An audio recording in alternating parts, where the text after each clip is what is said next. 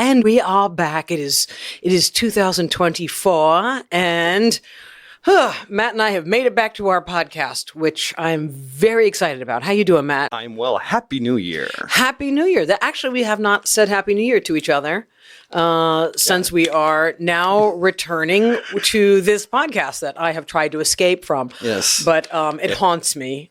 Every time you get out, they try to pull you right back. They pull me right back in, you know. I'm such a sucker for a compliment. Yes. You know, Yeah. I had a friend, just one compliment. One compliment. I had one compliment that was, and it was somebody who was not my audience or demographic that was like, good podcast. And I was like, and it was one of those types of things where you're like, blah, blah, blah. Oh, really? All of a sudden I have time in my schedule. Tell me more about myself. But I wasn't happy with our name before, and I know you weren't happy, which I was impressed with why you say you didn't like the last podcast name. Because you were like, I don't like you speaking negatively about yourself. Yeah. Which is not how my my family is. They like, keep talking bad about yourself. Continue. Yes, however, you forgot these things that are on the list that we were going to discuss about how screwed up you are. If you're going to be negative, we have a few more options. Yes, exactly. So as opposed to Maija doesn't know what the hell she's talking about, I found a new name for this podcast, Matt, because you told me I need to put my name in it, and he's being uniquely kind as a male co-host to say, no, you need to push yourself out, which I'm terrible at self-promotion. However, there's so many people who think that I'm all about self-promotion, and that I won't leave the house if I'm not dragged out of here. That's kind of my thing. Yeah, they use the jaws of life to get you out for some shows. Yeah, exactly. So, and for me to put my name used to get me my ass whooped constantly as a kid. So I am not happy about the complications of the I and the J in my name. Okay. And so yeah. But I was at the airport. Yes. And I was trying to get clear. Oh, the pre-check. Yeah, the pre-check, because I didn't want to wait in line. Mm-hmm. I'm in Denver. Mm-hmm. The holiday's coming. It's a good time to do this, right? So I get in line, and I tell the lady, I got to catch a plane. I can't be too long. She said, it take you 5 minutes to sign up. Oh, she was trying to sell it to you. Which I was open for, but so long it was quick. So she signed me up. And it's going to be super fast. She's going to scan your eyes, and you're going to be able to catch that flight. So they scan my eyes, and they go, after signing up and paying $200 for it, it just goes down. All of a sudden, all the computers are down. I was like, you got to be kidding me. No. So now I'm like, I just paid $200, and I could have been in line. I could have been at the gate on time, and now I got to wait for you guys to reboot. Because then you got to go back through the line, Yeah, the whole thing. Jeez. And so she actually says to me, the woman looks at me, she goes, Maija, behave. Now, had she been a man and said that I would have missed the flight and got the guy fired. But as a black woman to go, Maija, behave, I thought it was pretty funny. Sister to sister. Sister to sister, I can respect that. I had a flashback of my childhood. As many times as my mother had told me, Maija, behave. And sounds like some Aunt Marlene type. Yeah, well, my mother was always behave, and I never behaved. Yeah. And that's pretty much the essence of my life, is me battling my own behavior, like knowing that I should be behaving, acutely aware of etiquette, what's proper, the classism in the family, the boarding school, the black bourgeoisie and the opera singers and the musical. We must be going to Juilliard, and you must learn to sing. I'm acutely aware of messing up and not behaving. Aside from the ass whoopings I've gotten my whole childhood. Yeah. But I'm like, it's just riddling through my body. I was like, good name for a podcast. There you go. Yes. Sometimes you find them where you're never expecting them. Yes. At a TSA pre-check line. Yes. Well, I had to come up with something to keep myself from going ballistic that I spent $200 and couldn't even get through. Yeah, I mean, like Hemingway had dive bars for his inspiration. You have a pre-check line. Yes. There you go. Yes, I have pre-check. There we go. But it was even crazier because now I finally get to I'm like, okay, well, at least I did this. Mm-hmm. I get on the plane, and now my next 3 gigs where I have to leave Denver, I go to Florida, I go back to Philadelphia, and then I come back into Florida, and then I come back to Los Angeles. None of them have clear. Oh, none of those airports? None of them. No. None of them. LAX does it? No, LAX does. Okay, yeah. Philadelphia doesn't. That's a horrible. West Palm Beach doesn't. Well, that's a small one. Yeah. Fort Myers, that's small. That's regional, doesn't. Yeah. And I'm just like, you know what? I want my money back. Yeah, no. I want my money back from all that I've spent. Yes. So I had to do that 2 hours of I want my money back, and they were good. They didn't give me trouble. Did they give it back? Yeah, I'm going to have to just go get the global entry. Or something. Yeah. I got to do that too. My buddy is the same way. Painful. Oh yeah, or just fly out of Burbank. The lines are crazy. Just fly out of Burbank. Can I? Just fly. Only use Burbank. Philadelphia was so bad. Yeah. It was like a ziggy zaggy. You would have thought it was like the ride at Universal on like free day for everyone in California. You get in the line in New Jersey, actually. Yeah, and then they put a bridge over the thing. And then, I've used Philly Airport. It's PHL. Yes. Yeah. And to be honest with you, though, when I was thinking of the new name, I was embarrassed to share, and I did speak to some millennials, and the millennials were like, I am so sick of men telling us to behave. I so relate to that. Go ahead, girl, take that name. All right. And then I'm designing the logo, and I'm like, men are going to hate this. And one lady said, no, because they like to tell us to behave. Yes. I used it on a pervert though once. A guy that a respecting pervert. Yeah. You know how you have perverts that you have to respect in life. You know what I mean? You don't want to, but you have. You kind of snap to. Mm-hmm. And a respectable pervert. I just said behave, and he was like, and it was perfect. It was perfect because he was like, oh, I am naughty, but. But he enjoyed his naughtiness, and then he went, "Oh, you're so right," and he ran away. Yeah, and then he gave you a development deal. There we go. Yes, this phrase is working well for me. Other than that, I've let go of being a blonde since we have last hung out. Yeah. Okay. Yeah. Yes. I think so. Yeah. Yes. Yeah. You gave up on that one. I gave up on it, and that's all right. It was interesting because I've given up on it too. Yeah. You have. Yeah. You have. Yes. I see your dark ends on your hair that are coming out, and it was funny too because I had somebody who actually said to me, "It was like I said, I'm back to my natural color." They said, "Well, welcome back to reality," and I was like, "You know what? You're right. Yeah, sometimes you just have fun. You get the free stuff. You get the free stuff. Have fun. Blondes have more fun. I guess." Yeah. And then everybody who's black is now like, I see it now. I get it.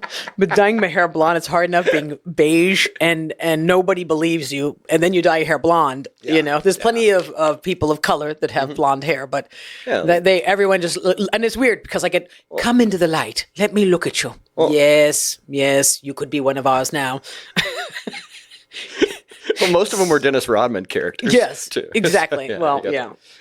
So you didn't look like Dennis Rodman. I did not. Thank you. I didn't think you. I didn't think you were going there. Thank God. That was one of the things that had happened. So Denver travel went well. Denver was wonderful. Yeah. I love performing in Denver. Yeah. It's it's an improv. You can't get better than the improv chain. Well, the Laugh Factory chain. Well, yeah, but there's not like a lot of Laugh Factories. But I'm saying is like to go out on the road that you have to go. Absolutely, it's great. If it's not a Laugh Factory, which I won't leave the Laugh Factory. It's got strong branding. Absolutely. Yeah. Well, they have a good menu. Yes. It's all about the menu for me. So you're like, hey, would you like to work in Seattle? What's the appetizer selection like there? I know. I'm bad. My reasoning for doing things. They're good on fish there, right? Yeah, I'll think about it. Yeah. Now you make me want to work in Seattle. There you go. I'm like, all of a sudden, I'm like, never thought about that. I don't ever work Seattle. I should think about it for the fish. The fish selection is fabulous. I did Denver. Yeah. And then I got to go to New Jersey. You got to go. You had the Philadelphia. I did my Jersey Italian run, which was fun. Yeah. That was fun. Yeah. And I discovered I sell so many of my T-shirts, my merchandise of my You Stupid brand. Oh, coming back, recycling back, or you saw them because they bought them the first time. New Jersey, everybody says You Stupid, You stupid, and they get it. Yeah. But everywhere else, they see You Stupid with a double O, and they think you just spelt it wrong. So they just missed the whole thing. So that was lovely. And then I was in people in New Jersey don't even notice it's misspelled. They don't. It's not. That's how they say it. This is Oklahoma over here making fun of New Jersey. We know exactly that's what it means. Yeah, it's intent. It's intent. Just being cute. I've had a lot of crazy stuff since we've hung out. I was at the Laugh Factory in down in Long Beach. Oh yeah, one day and walked in the back to see Katrina, the GM. Yeah. And, oh, she's great. And she's sweet. And Shang was in there. Oh yeah. And there was a third comic in there. It was a white guy. I always consider him very nice, but he's saying something about me when I walk in, and then I love Katrina. And I love the Laugh Factory staff. In Long Beach, they are just absolute for real. Have your back. She's great. So I walk in and he says, "Oh, well, I didn't mean it like that." She goes, "Well, go ahead, tell her what you said." And I go, "Huh?" And he goes, "Well, I said, you got a lot of energy. You're like really like you got big energy on stage, you know." And she said, "No, why don't you use?" You need to use. Tell her what you said. And he goes, "Well, I said you have more testosterone than me." So I said, Matt's choking over it. I said I have more testosterone than me, and it was a strange moment. If it's the one who I think it is, I would probably agree with that. The comedy slithers on and talks like this. No, I'll tell you what. So, anyways, his more sister, and then Katrina and Shang was like, how do you feel about that statement? And it was so funny because this guy is sitting there like blushing, and I'm like, it's fine. That usually means when it's another male comic that I'm funnier than them. So I can take it, but two ways that I take that. Are you okay? You okay? So there's two ways I take it. And she's like, "What do you mean?" I said, "Well, I consider it racist and sexist." And she's like, "Well," and Katrina, who's assistant, was like, how is that? How do you see it? What do you mean? I said, "Well, one, when you're raised by strong black women, they teach you to be strong and don't be scared of your own presence. Yeah, don't be a kitty cat about things. Yeah. Then that's known to be intimidating."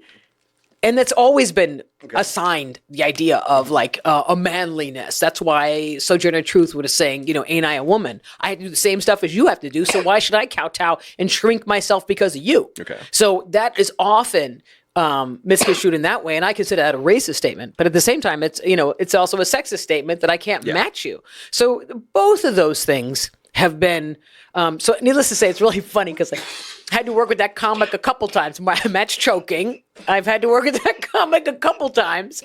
And it's so funny because I keep forgetting, because he's one of those white comics that I can't tell. You're dying over there. He's turning purple. There we go. He's turning purple. Sorry about that. Here we go. Yes, I'm back. But it's like one of those comedians too that I can't even tell. Like you walk in and I'm like, I thought, are you the same dude that said that? Like, and that's when you know that this was an interesting, accurate conversation of like, because he is so not who I remember that I'm not even sure. I can't really differentiate him between like three other white male comics. I mean, a lot of those white guys, they all look alike. They do. Yeah. They do. They got the skinny jeans. They got the skinny, especially in LA. The white guys, they're gonna make me choke. There you go. Low testosterone. Yes, a very low T. All looks alike. Yeah. That's what it is. Yeah. The low T looks alike. Well, we're gonna find him sponsors for his podcast with low T. Exactly. All of a sudden, he's got all these Florida health clinics. Here we go. Yeah. Exactly. Yes. Exactly. He was kind of slamming himself. It was a little weird. It was a little weird. But if he didn't slam tell her what you said. He just walked into that. Tell the people what you said. Exactly. God, it's so funny. I love them. Yeah. And I could sure Shang was probably just refereeing this, and he's just like, "All right, coming out of the left corner, ding, ding, ding, he ding, loved ding." It. Shang was just sitting there, like in his chair with a grin on his face, waiting, knowing this guy was about to set himself up. Yeah, he's great. He was going to go into boxing announcer mode. We got to get him on the show one day. I love Shang. Yeah. I was at Hugo's for breakfast in West Hollywood. Around the corner. Yeah. It's a very famous place. It's a good breakfast place for people who are trying to eat healthy. Trying. A lot of industry goes there. A lot of industry. Yeah. But it was strange. And you were there. I was there. And I ran into Jamie Masada. Yeah. And Ruben Paul and a whole bunch of people. So every time I go there, there's some big shot in there. So who books that place? Who books that? Yeah. Whoever feels like eating healthy breakfast. All right. Yeah. They're the best vegan bacon they have vegan. I haven't tasted it. If you're going to spend probably twice the price as regular bacon to order vegan bacon, I'm eating pork. chew some bark off a tree. Yeah, it's very strange. That's vegan.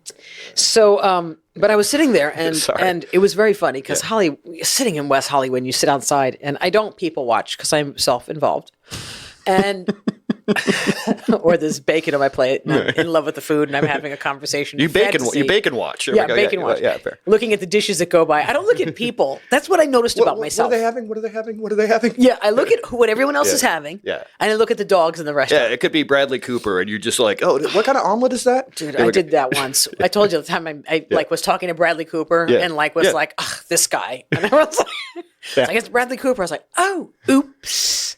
I'm the worst Hollywood person. Yeah, Hugo's. You look at dogs. You look at food.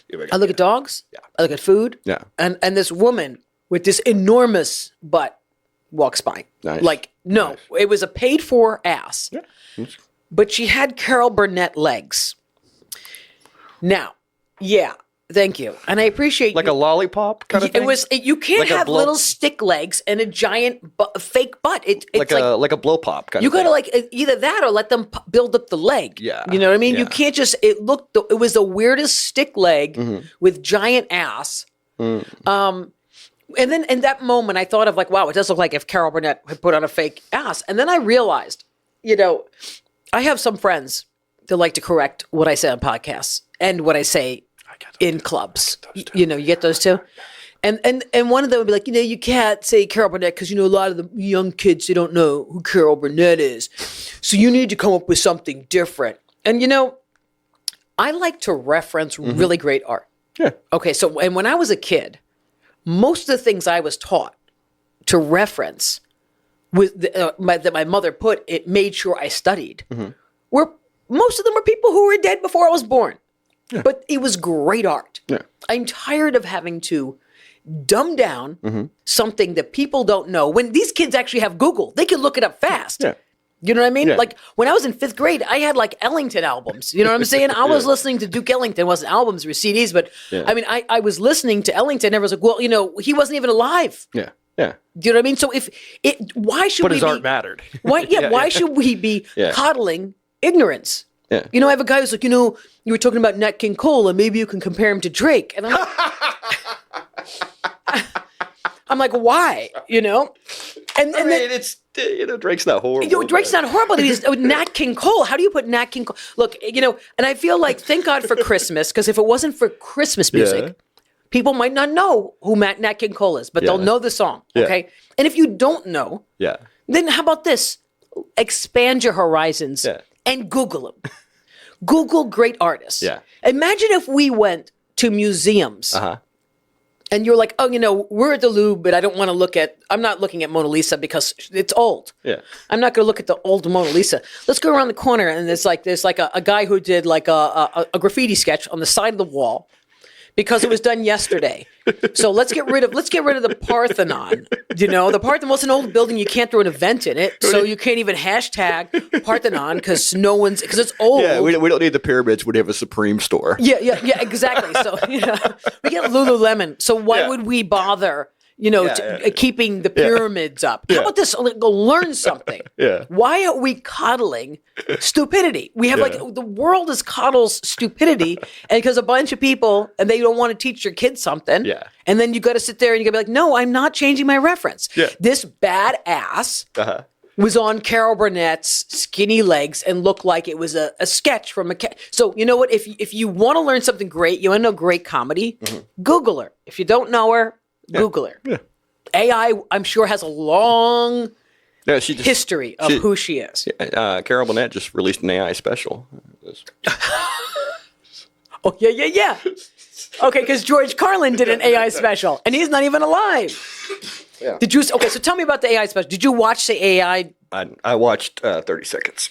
You watched 30 seconds? Yes. Oh, my God. So, look, and as two people who are SAG, we do not appreciate AI, but I am secretly finding some amazing AI is saving my life on numerous fronts. I'm having to get rid of people left and right that I used to have to spend a fortune on. Yeah. And I love them. Now we just have to be friends as opposed to business associates, or you got to find a new way to fit in, fit in. You got to find a way to fit in and get in. I don't know. This is supposed to be a rhyme. I can't remember it. But see, this is what happens. You don't have a cocktail before the show. I mean, one of these shows we're going to do on a quarter margarita. Oh, Lord. What a wild woman I am. A quarter margarita. A 3-hour podcast. Here we go. So tell me about the AI thing. All right, this is from Vice News. The George Carlin AI stand-up is worse than you can imagine. An AI-assisted podcast released a new comedy special featuring an AI-generated version of late comedian George Carlin, and it's worse than you could possibly imagine. The cursed hour-long special is the work of Dudesy, a podcast hosted by Will Sasso and Chad Colkin. Will Sasso, actually, I know him. He's got a good name. No question. Did he write the jokes and then AI said them? Or did AI write the joke? I think they gave him topics, and say, hey, write a joke about immigration in George Carlin's voice. Oh, and then have George Carlin's video say it? Yeah. Oh, that's so creepy. Yeah. But here's a beautiful thing. Yeah. I know that AI isn't that funny. Yeah. Because I've talked to it. Yeah. Have you talked to AI? I get stuck on things. You go on Chatbox and you be like, hey, give me 5 jokes. And then it's like, this is a joke. You're like, oh my God, AI does dad jokes. Yeah, Laffy Taffy jokes. Yeah, like that. Yeah. They're more like riddles. Yeah. What happens when you take 2 eggs and hide the third one in your ass? Oh, I can't say ass. What does that make me? A chicken? Oh, AI. You know what we should do? Let's resurrect Richard Pryor and put it in his act. Well, yeah, and you actually met George Carlin, Yeah, and you had this. What do you think he would feel about this? Oh, my God. He would just, Carlin was so real. Yeah. So to take something fake and try something that is clearly so the genuine article of the genuine article. Stand-up comedy is he is the most unique, the most unique voice in the. Because he's free. Because he was a guy that never lied to himself. Yeah. And we live in a society of people who 95% of the time lie to themselves and don't even know they're lying to themselves because we're too busy to spend time with ourselves. Well, yeah, he did the common whatever called the mainstream stuff, and he was just like empty.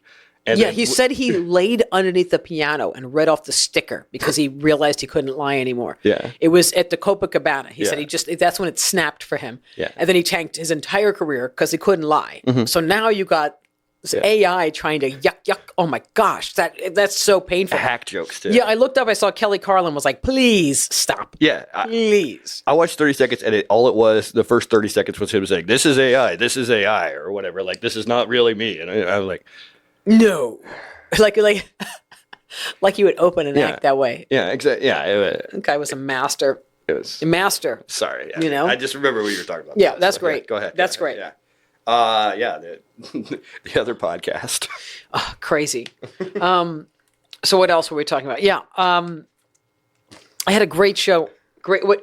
Oh, you want to go there? I mean, I didn't know. You're ready? You're picking stuff off my topics? If you were looking for topics, so you saw the Katt Williams. What was your thought on Katt? I watched the hell out of it. I sat there and I was laughing my ass off. I mean, it was...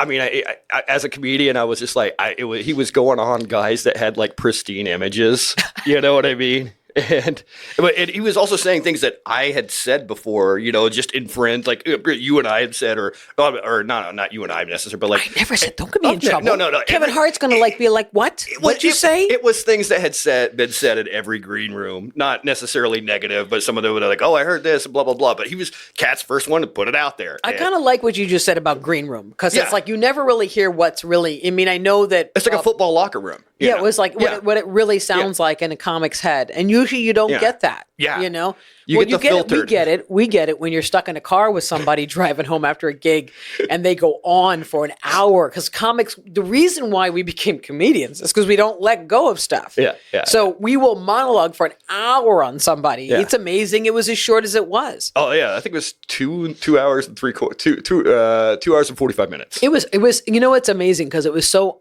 You couldn't stop watching it. Yeah. Oh, especially as a comedian. Yeah, you could be standing for waiting on a bus or something and be, your Uber drive up like, wait, I got to take the next one. Like it just made you stop absolutely everything because it's so refreshing to hear truth. Yeah. And it was unfiltered. It was unfiltered. And Katt has the inability to BS. Yeah. Yeah. So. But it was kind of interesting though. I had one friend.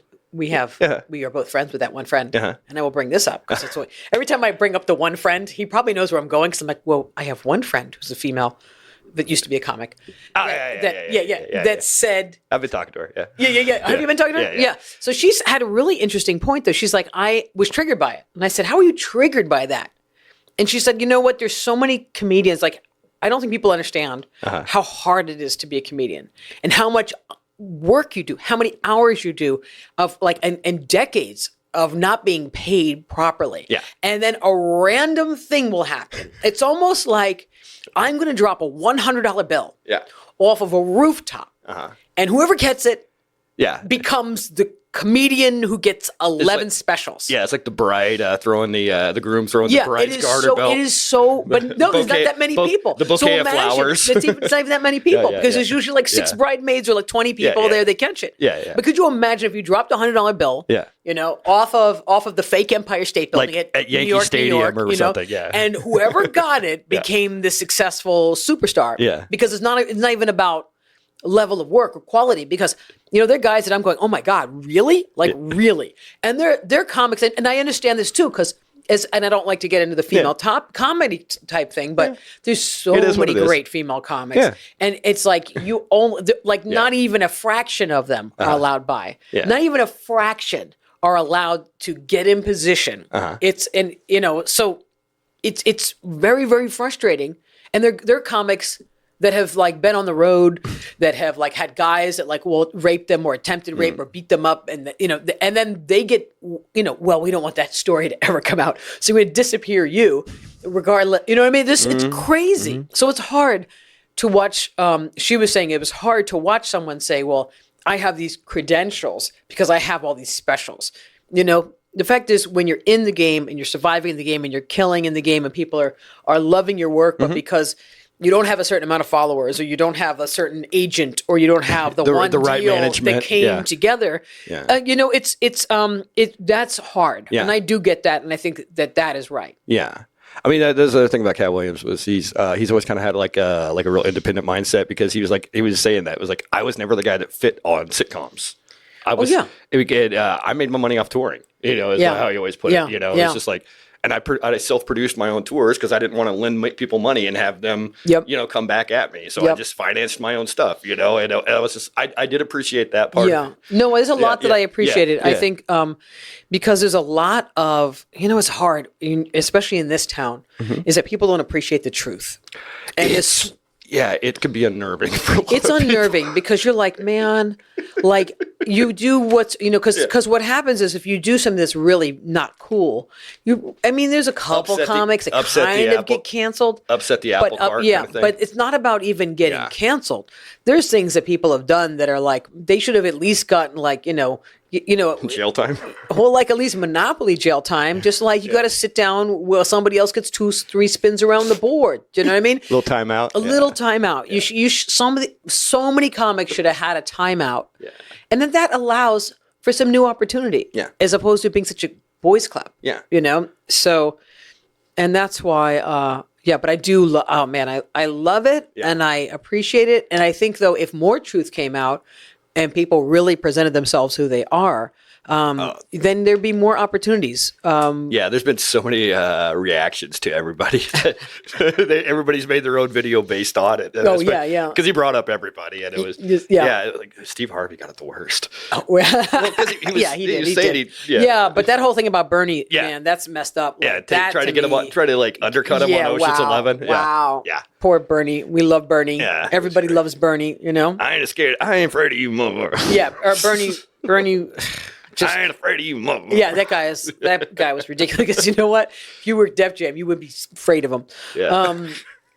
You'd be afraid of that room. That's when he did it on that Def Jam. That was where. Yeah. It's hilarious. I'm keeping it clean for it. Yeah, I appreciate it. So that was that. And it was weird because it made me. I watched it going into Batavia. I landed in Chicago. I love this club. It's called Comedy Vault. I love the owners. They will inspire you, spoil you. I mean, I ate lamb chops. They came and hung out with you in Wisconsin, right? Yeah, I had to do a show in Wisconsin. They drove all the way to Wisconsin, picked me up, and kidnapped me, put me in a hotel. We ran around and had a blast. And they're actually like, come back. Just fly back to do a podcast. We'll fly you back. They're the coolest people. And then when I got there the first day, oh yeah, they were the dunk tape people. I forgot that frozen tank. Yeah, they dumped me in the cryo freezing. Yeah. Yeah. It was fun. Right. It was fun. Yeah. I'll save those for you. I don't want to take your spots on those. Yeah, no, definitely. But it was interesting because I got to Batavia, and that's when I had a Comedy Vault. We had a situation there. Ooh, yeah. With a comic. And it was just kind of like, man, after, I think they got all hyped up after listening to Katt, where they were like, well, that comic can't do a bunch of your jokes before you get on stage. And I was like, wait, no, it's okay. It happens. And they're like, no, it does not happen. Matt is dying. It's like, no. And they, and I said, look, like, everybody be calm. We'll go to brunch. Go to brunch. Yeah. And I'm like, look, I can work around. Brunches can resolve everything if it's resolvable. Yeah. If Israel and Hamas just went to a brunch, it would be, that could probably. And I tried. Exactly. Yeah, exactly. Well, that's why I always felt about the Norwegian cruises. Yeah. I said, if Norwegian pulled up to the UN. Yeah. And picked up all the world leaders. Yeah. Do you know what I'm saying? Yeah. And the world leaders all climbed on the boat, including Putin. Yeah. And they all got like all-inclusive drink passes. Yeah, like bottomless mimosas, that kind of thing. Yeah. And they would not some cantaloupe, some fruit, some grapes, good times. And they would not able to port until they could straighten it out. That would be fantastic. Matt is dying. Matt is dying on these. He's in here choking to death. So you tried to get everybody together for a brunch. They wanted to do brunch. A peace brunch. No, not everybody. The owners were like, we want to talk to you about your trying to be too nice to people. Okay. And it's not fair to you. Mm-hmm. And I'm like, well, it's okay, because I'm so used to being beat up in this business. I'm like, it's all right. Mm-hmm. I'll just come up with new jokes if the feature that I brought with me is going to do some of mine. I just have to really pay attention to the jokes that she's doing. Yeah, it's really bad. Whatever the feature's doing biracial material. Yeah, that's especially because she's white. Yeah. She likes to do a lot of black material too. It's really weird. It's like, that's not your joke. That's my joke. Yeah. Did a whole bunch of them. I believe you. My coochie rejuvenation. Wow. Neuroelectoral votes and teeth. Yeah. I was like, man, and I didn't even pay attention to most of the act because I was having to leave the room because I didn't want to spoil my appetite. I was about to have something to eat. Yeah. And so that was the audience was not happy. The club was like, that person seemed like they were real hyped up, a little off balance. And then they took me out and they gave me the Maija, we have to do what's right here. Mm-hmm. And I was like, well, I don't know. I feel bad. You know how I get. I'm such a mush. You sound like the voice Peppy would make. That's how I am. No, my dog does never. My dog never uses the voice of pity. Yeah, no. My dog uses the voice of demand. Yeah. All right. But then I went home. I went back to the hotel room, and then they said, well, we're gonna handle this because we don't like it, and we run the club, and we want to. If we're a new club, we want to add to the comedy world and make it a better environment. And it's a good lesson to learn that a club owner might be saying, hey, we recognize some of your stuff, right? Yeah. So, and then of course I was like, okay. And then they did it. And then I got, how dare you? You're the one who hid behind the club and it was all your doing. You were trying to fire me. I don't know why. And you made the club do it. And I was like, yeah, I'm going to bring you all the way to Chicago just to mess with you. Yeah, exactly. So she's out of her mind. Okay. So anyway, sorry, but it's nice. It is nice to have club owners that care. Yeah, absolutely. Yeah.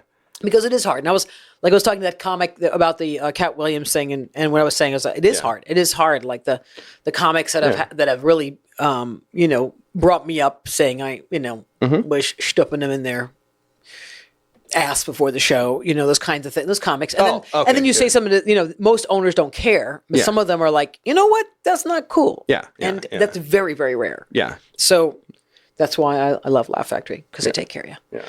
So those are some of the things that have happened in my last 3 days. Yeah. 3 days, and you wonder why I don't want to leave the house. It's stuff like this, Yeah. But I'm leaving. So you got news stories. Yeah, I got news stories for you. I'll go start with entertainment. Start with entertainment. All right, this is from Variety Magazine. Julia Roberts says, not doing nude scenes is a choice I made for myself. Says being famous now is too cluttered and exhausting. Julia Roberts was interviewed for a Vogue UK fashion spread by her Notting Hill director Richard Curtis, who asked the Oscar winner if she feels responsibility to other women when choosing her movie roles as an A-list star for well over 3 decades. Do you ever think I'm representing something? Curtis asked Roberts. I think we'd be more to the point the things I choose not to do are representative of me.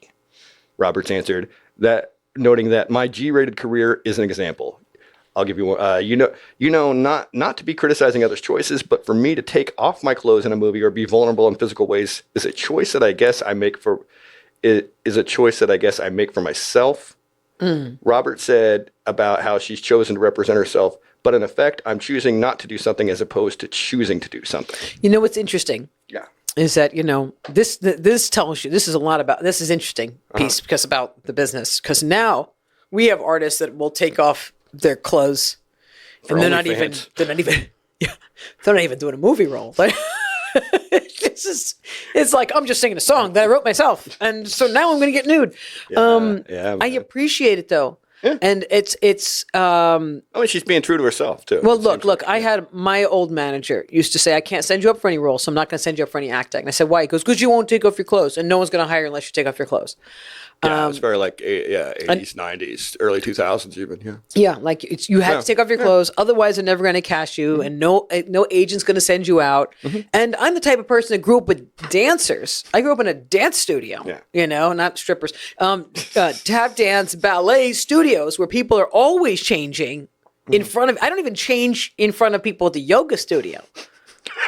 Okay, and I grew up with dancers. Dancers will just like strip naked and change because they got to change because they got stuff going on between numbers. That's part of the reason I became a dancer. Yes. I know you have a tendency to do that, which is thank God we're doing a podcast and it's cold in Los Angeles. Yeah, but so I appreciate somebody holding it down because you know what? There's a lot of great actresses, a lot of great roles, and they don't require you taking off your clothes. Yeah.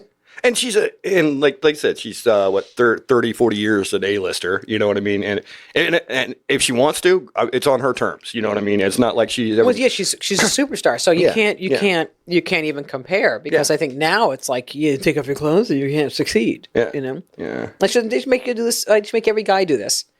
And someone be I don't know, is it a comedy? I did see. I didn't watch it because it was nudity, but it was the Jennifer Lawrence one. She's like a double Oscar winner, and she went full nude in it. Well, maybe because that's how she was raised. Also, maybe she just felt like doing it. Maybe she was raised. It was a comedy movie. It was like a Seth Rogen type movie, but it was maybe that was her background. I'm not that person. I don't like to take off my clothes in front of anything or anybody. And then if somebody asked me that as opposed to wanting to see my work, I would be like, what? Yeah.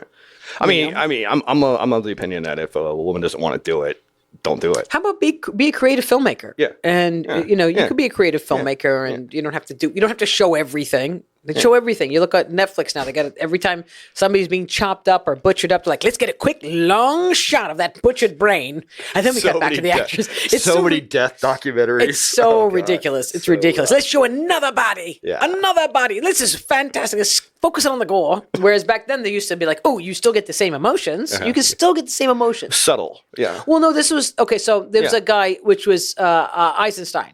The great Russian filmmaker, very early on. And Eisenstein had an experiment, which was everybody discussed, which changed the whole history of filmmaking because it was reaction. So if they had like a shot of a woman's face, and then they had like something happy that happened, they cut back to it, and then it looked like she was smiling, and then you cut to a shot of like a dead baby, and then they cut back to her face, and it looked like she was crying. Yeah. But it's the same reaction because it's an imposed reaction. Film does that psychologically. So if you're really a good filmmaker, you can create anything you want without having to be blatant about it and hit you over the face. But now we got this AI and everything. They want everything with no subtleties. Right now it is helping my art, but soon it might ruin some art. Like you can't replace Carlin. Yeah, it's stupid. I mean, it's like when they had like Tupac at Coachella. Can't they make some AI boobs? Yeah.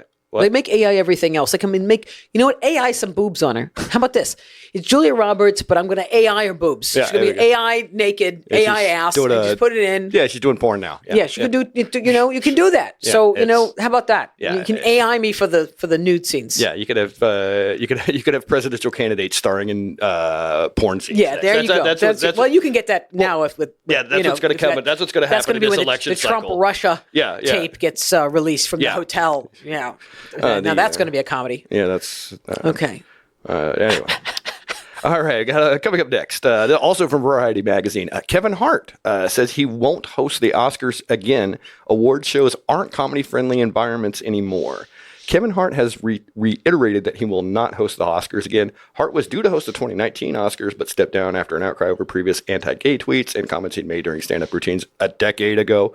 He later told Variety that he'd never do it again and is sticking to his stance. Speaking to Sky News, Hart said, "Whatever hope you had, I want to destroy it right now. Those gigs aren't good for comics. It's no shot to the Oscars, no shot to the Globes or anything. Those aren't just comedy-friendly environments anymore.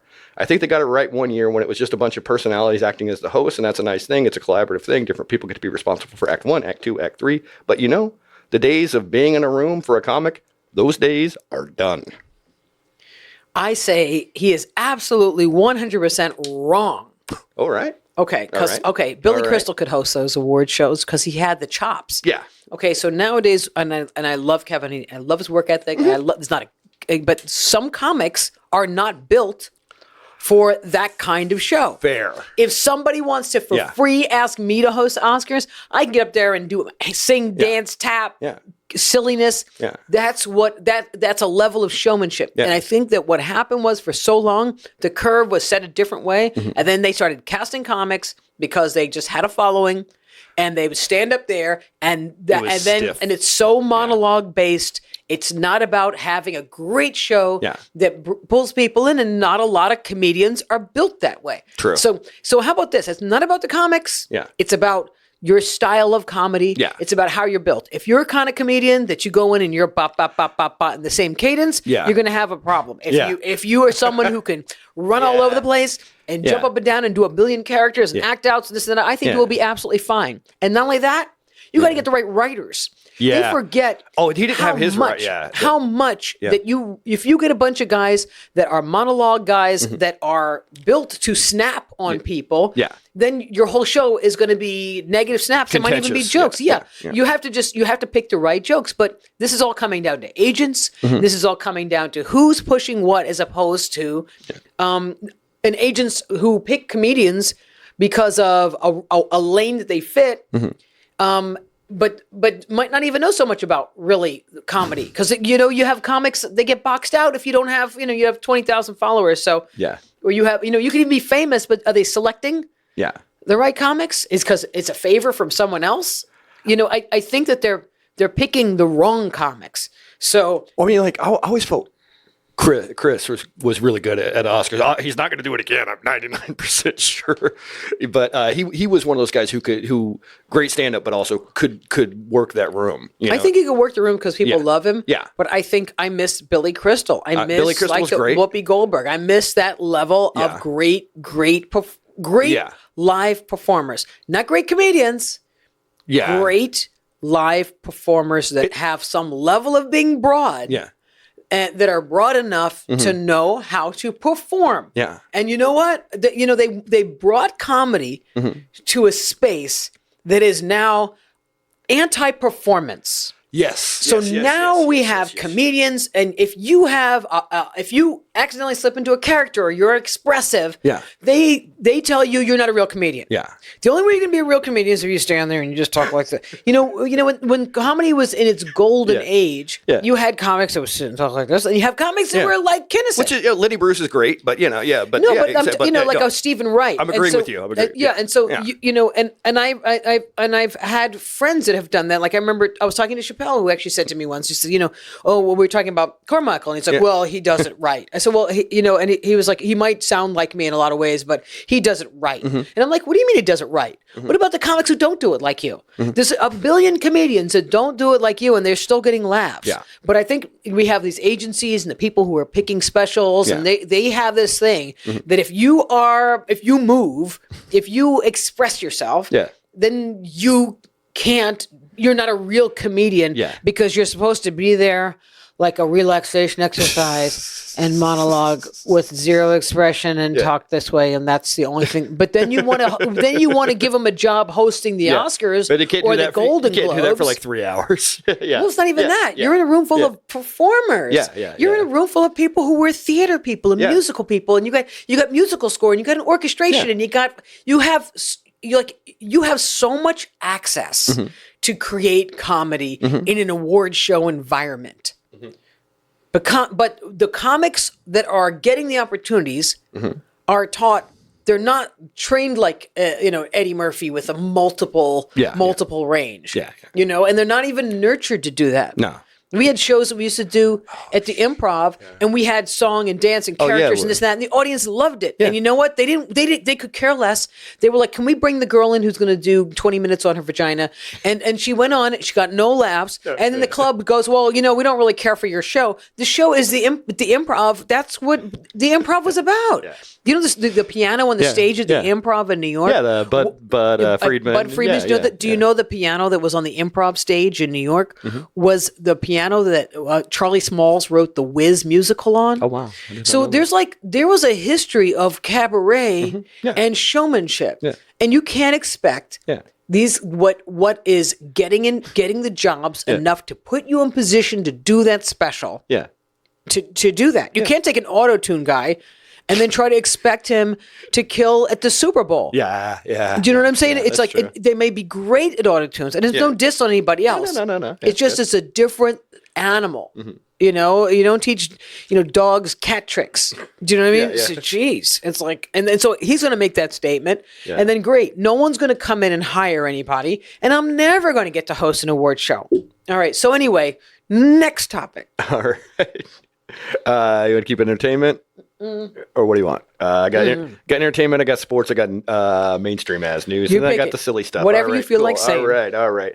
From page 6, this is somebody who used to hang out with my family. Oh. Yeah. Gary Busey stares at paparazzi as he pulls down pants and seemingly relieves himself in public. The actor, 79, Gary Busey has done it again. The actor, 79, drops his pants in public to seemingly relieve himself in a bush near a newsstand in Malibu, California, Thursday. You can't teach an old dog new tricks. And that's basically it. I'm impressed that people actually recognized who was Gary Busey.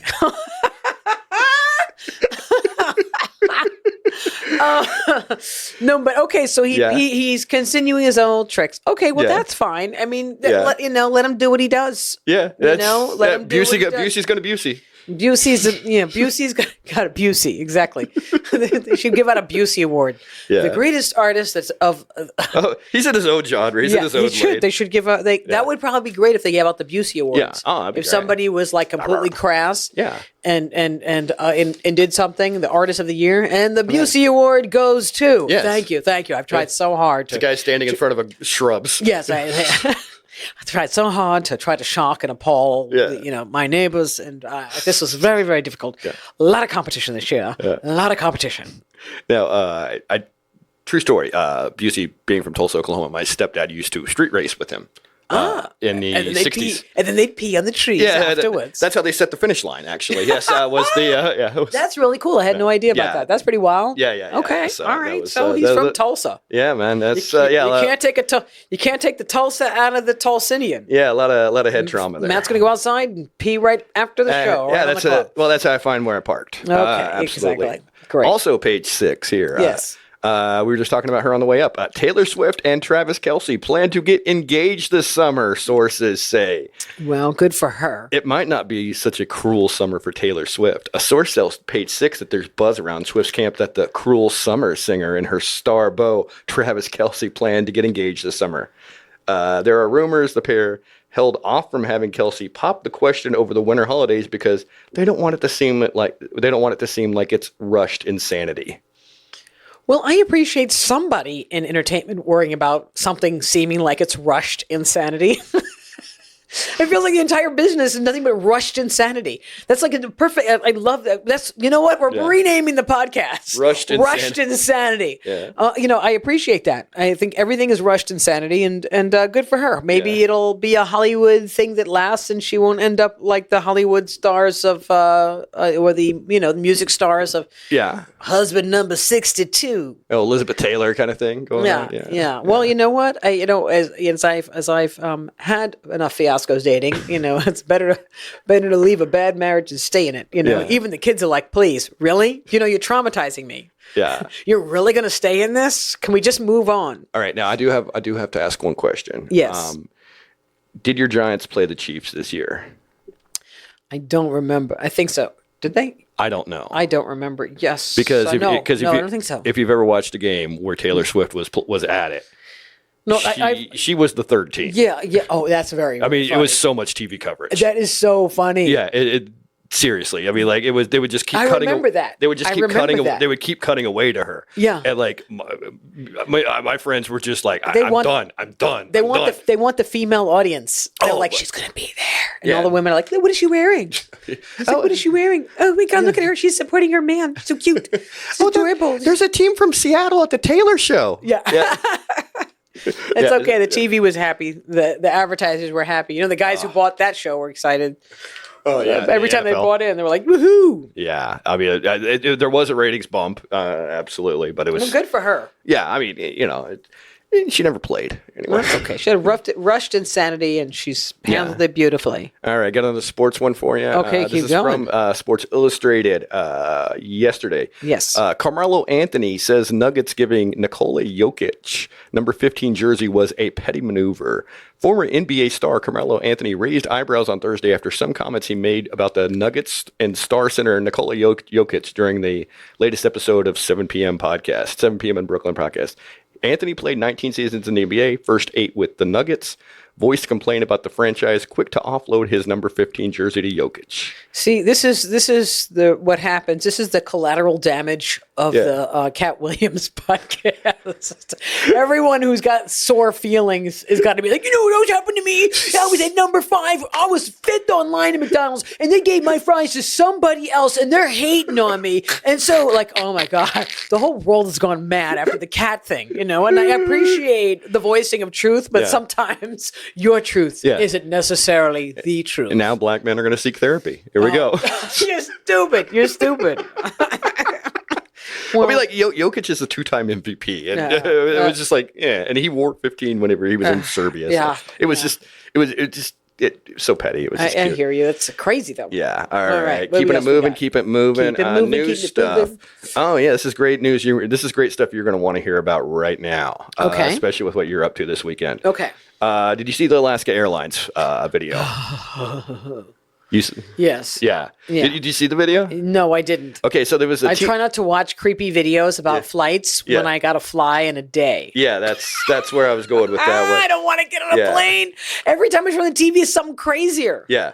A 15-year from USA Today, a 15-year-old boy who was on board Alaska Airlines Flight 1282 had his shirt sucked off when a Boeing 737 MAX 9 jet lost a door-sized section of its fuselage 6 minutes after takeoff from Portland, Oregon, one of the flight's passengers said on Instagram. Woo. Well, you know what? We would have had a more dramatic video if it was a female shirt that was sucked off. All the guys would have been like, oh, we might die, but let's get a video. Especially if it was Julia Roberts. Yeah, it was Julia Roberts. We got a shot of her boobs, finally. We got to see our shirt was sucked off. God, I can't. I have to get on a plane in like 30 hours. I am not looking forward to all these problems with these planes that are going on. Your Instagram, your socials will blow up if your shirt gets sucked off on the plane. If my shirt gets sucked off. Set your phone up for that, It's like hilarious. Just in case, in case, I'll have my phone ready to go. Like I won't be holding on. I may be sucked out of the plane, but I'll be like this. I'll be like one arm. Oh, it's like what was that movie Airplane where they? You stupid. See, you know what? That goes to show I got integrity because as a woman, I could do that right now. Yeah. Blow up. Yes. But no. That'll be a last desperate move. When I'm like in my 60s or something. Yeah. I'll be like, she showed a boob. And I'll be like, that's my last hurrah. That's the last gasp. Like, and at that time, anyone cares. Oh God, they're being weird. I read it earlier, and now they're not letting me. Oh no! Give me 1 second. Giving you 1 second. Let me give. Oh my goodness! A fake email or something. Oh my God. So anyway. I don't know if I'm going to get that one. All right, sorry. Yeah, Matt missed another story, but that's what's going to happen. Yeah. Okay. Here's from your people. Here's from my people. Your adopted people. Who's my adopted people? You'll see. Okay. From the Guardian, Florida school district pulls dictionaries for descriptions of the phrase sexual conduct. Oh my God. Officials say materials, including encyclopedias and other books, violate state laws signed by Governor Ron DeSantis. A Florida school district is facing a federal lawsuit after it decided to remove copies of dictionaries, encyclopedia, and other books because the works included descriptions of sexual conduct. The Escambia County School District, located in Pensacola, Florida, removed several dictionaries and encyclopedias from school libraries after school officials determined the books violated Florida law HB 1069. Well, that's nice. You can still Google it. First of all, how many kids do you know are looking at a dictionary and an encyclopedia in 2024? I mean, literally, we have Chat GPT. Yes. You know what I'm saying? What 80-year-old went, this is only old people who are doing this. This has got to be DeSantis age and up that would pull a dictionary and an encyclopedia because they found it's like they're in there purposely looking for dirty words themselves because there's no kid that even knows what a dictionary is as opposed to dictionary.com.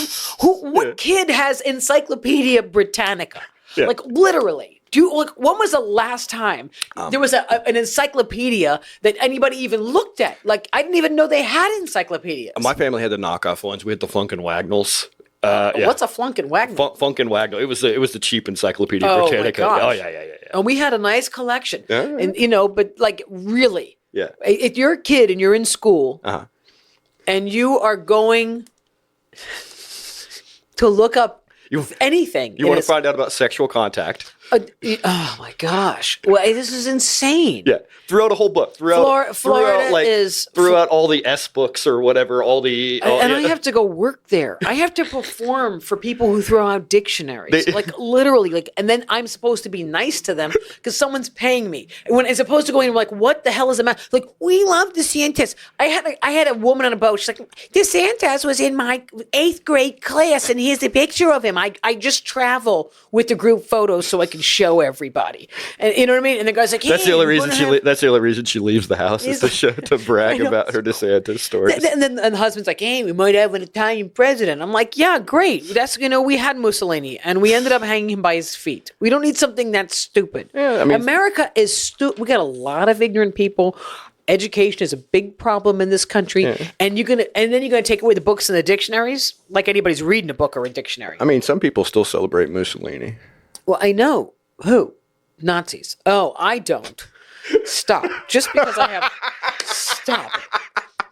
have my grandfather's Mussolini medal in my closet doesn't mean that anyone's celebrating. If I was celebrating, it'd be on my wall, not putting me in this conflict of my grandfather won something. But he ran the carpools. He wasn't in the fascism. He ran the carpools. He fixed a couple of water trucks, Yeah.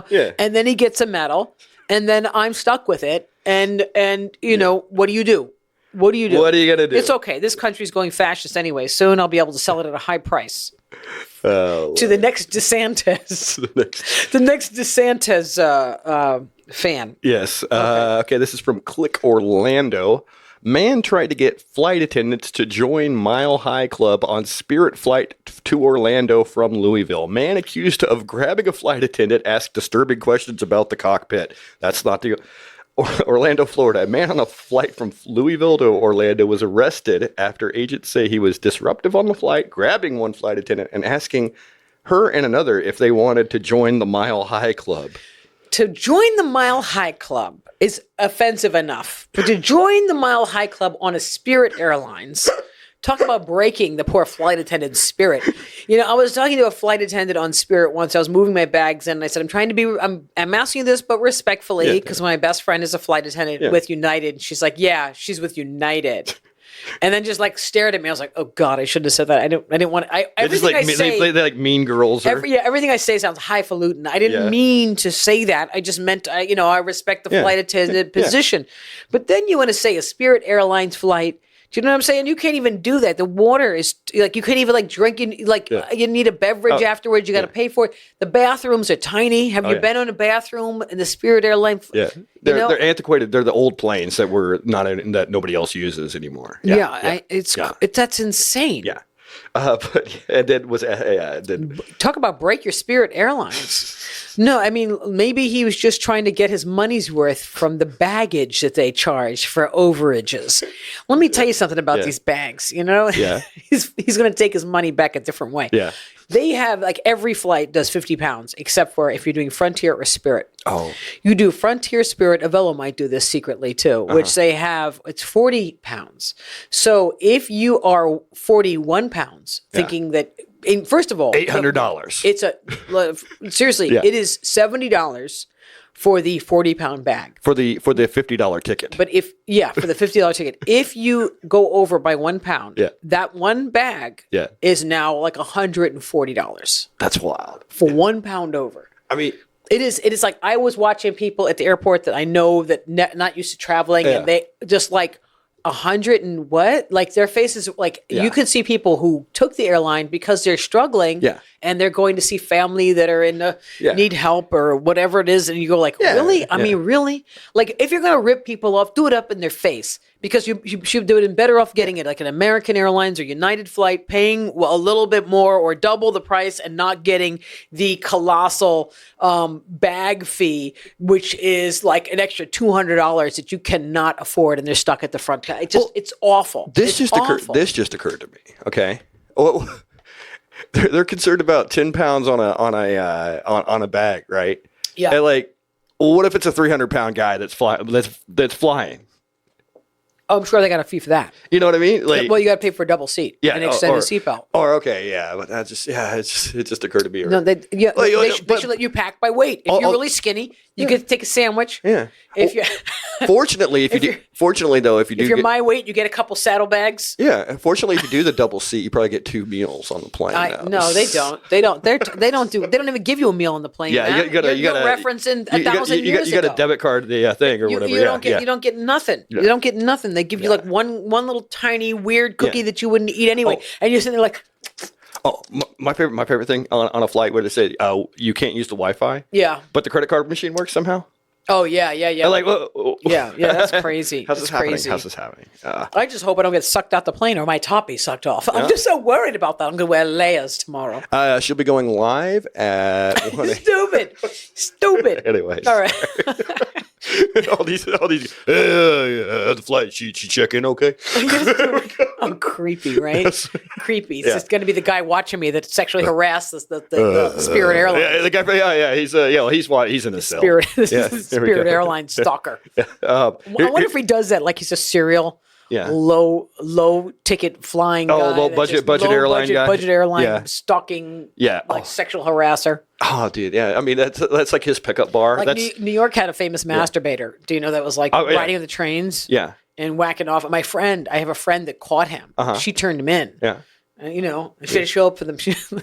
Court's calling. Would you come to court to identify the masturbator? So did he have to go to jail or something? Yeah, he went to jail. I'm surprised he didn't get off. Sorry.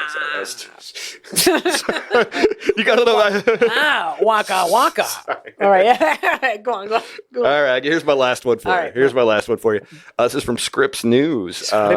Scripps News Service. A former Mayo Clinic medical resident and poison specialist has been indicted on first and second degree murder charges in the fatal poisoning of his wife.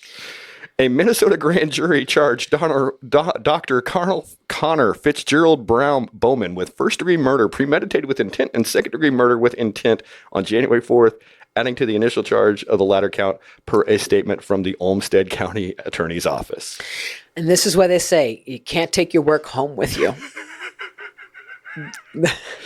I don't think any other line. You can't take your homework. Don't take your work home with you. Yeah. Don't take your work home with you. He was like the person that he was like always the expert witness. This is exact poison. Just turn it such and such. Oh my God. He was like the. That's crazy. He would be like the expert witness whenever there was a poison case. Yeah. See, that was all I have to say. Yeah. I'm sure he really is the expert witness now. He will be like, sign him up. He just killed his wife. We know he knows how to do it. I mean, and then his wife died for poisoning. That's what they should do. They should, all the guys that do this suspicious behavior, they should use them in the case. Could you imagine calling them as the expert witness? Well, yeah, I mean, I guess I could kill my wife with 3 stabbings and a poison because I did it to 3 of my wives, and that's the reason why I'm in jail. So if you want to know, can they commit this crime? Can you put this? It's crazy. I mean, don't date someone who has these kind of jobs. Yeah. That's why I would be a little suspect of what would lure that guy to even want to do that job. Yeah. Do you know what I mean? Sometimes I look at guys like that. This is why I'm single, and it's smart because I'm still here kicking. Yeah. But you think about it. Yeah. You think about it, man. Mm-hmm. Like you'd be like, like why would this guy be a rodent killer? Do you know what I mean? Like, it's like this. You can make choices. What was his upbringing? You can make choices. Yeah. Sometimes you're like, why would this person be a poison expert? Yeah, unless like his mother was bitten by a rat and then died. I could see where you're trying to get vengeance and come back or stuff. Okay, that's one. That's one. But the rest of it, he just likes to murder. He likes to murder little things. Murder little things. Yeah. Like you start to go like there's always that one kid at school that was like, I'm going to kill the frog. Like why you got to kill the frog? Yeah, I mean, why don't you just wait for the science class? You're doing it at lunch, dude. Yeah. There's always those, and then you got to really look at people's behavior. Frying ants in the sun. Yeah, the frying ant guy. Yeah. We always had a frying ant guy in our neighborhood too. Every school did. Yeah. And so it's like that's what the whole thing is. There was a snotty booger kid. There was a frying ant kid. There was piss jeans. There was every school had these kids. Yeah. But that's what I'm saying is like it's people say there's a what's the truth? With the Katt Williams and everything, what is the truth? Mm-hmm. And I had a wonderful teacher that taught me. He used to say, lots of 95% of the people in the world will lie, and it's because they lie to themselves. Fair. That's fair. And so you can't ever tell what's the truth unless you watch someone's behavior. Mm-hmm. Their behavior will tell them everything. That's the truth. Yeah. Mm-hmm. So that's where the truth is. So if you watch a guy and he's frying ants or he's like happily killing little things. And happily doing these things. Yeah, happily doing these things that he's going to pursue a career in it. And I'm the poison lover. Don't date them. Yeah. Don't marry them. They might have he's got a great job. He's the poison expert. I mean, literally. Stupid. Well, I'm very grateful that we are back together on this podcast. Guys, if you can, follow us. The new name. Like, follow, share. Write a comment, write a review on Apple. Write a comment, a review. In about 2 minutes, it's going to be turning to Maija Behave. Yes. And we will be sharing. You got Matt at what's your social? The fun Matt Lewis. And me, if you want to find me, just put in Maija DiGiorgio because I am fighting with Meta. Somebody's got one account, the next one's got the $1 million Maija account. I got a TikTok that's got a funny MD. I got a TikTok that's got the Maija DiGiorgio. I got a Twitter that's it's gone nuts. Google her. Google me. Maija. Maija. Google me. You will find it, but I'm sorry, it will be rectified. Hopefully, in a week or so. Yeah. But thanks for listening. Stay positive, and we'll see you soon. Don't date a poison specialist. Don't date a poison specialist. Yes.